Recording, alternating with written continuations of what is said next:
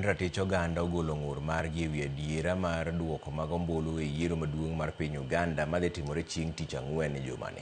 Riwruogego wacho ni sirikal otero kwan malo mag jolweny e bombe kod gwenge mag Uganda kaka yo mar buogo jopiny mondo kik giwuog oko kar rombgi e luto ombulu. Kaka jofwambo marwa mar siasa Chris Owino leronwa, ywak bende nitiere e wi okang' mar sirikal ng'ado oko tudruok e yore mag mbui.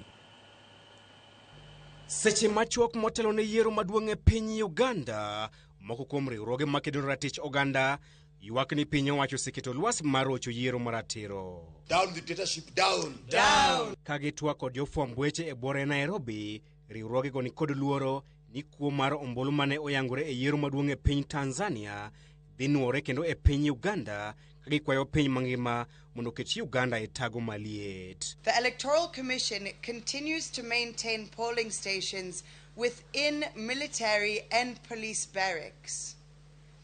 These are restricted access zones where independent agents are barred and 100% turnout is manufactured under the barrel of a gun. We call out the regime for the nationwide internet shutdown initiated yesterday, January 13th at 6 p.m.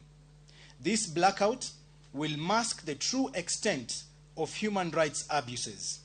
We are also concerned by the continuous illegal detention and forced disappearances and trumped-up charges of many Uganda activists. Kaluwore kodgi, okang' mar piny owacho mar loro tudruok duto e yor mbui en ranyisi mar umo adiera kod kwalo ombulu.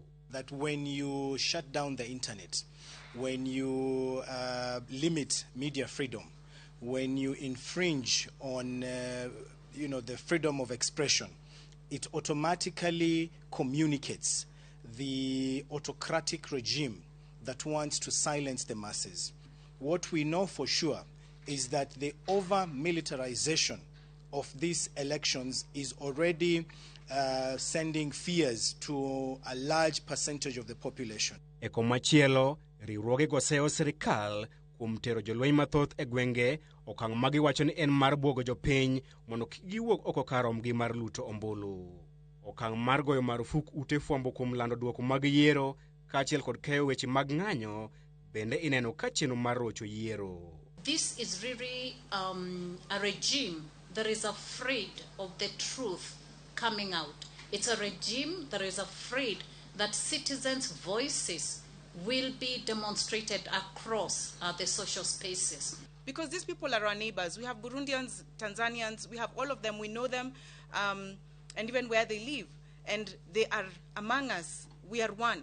So we have to continue defending them and protecting them. And that's why I think, as Hussein said, we have got to keep standing together kwa sababu jumuiya ni yetu. Maromo jochung' abiriyo dhi laro tend piny e kinde mang'wech mapek to nie kind jatend pinyno Yoweri Kaguta Museveni kod Robert Kagulanyi ma bende ong'ere ka Bobi Wine. Chris Owino, Ramogi TV, Nairobi.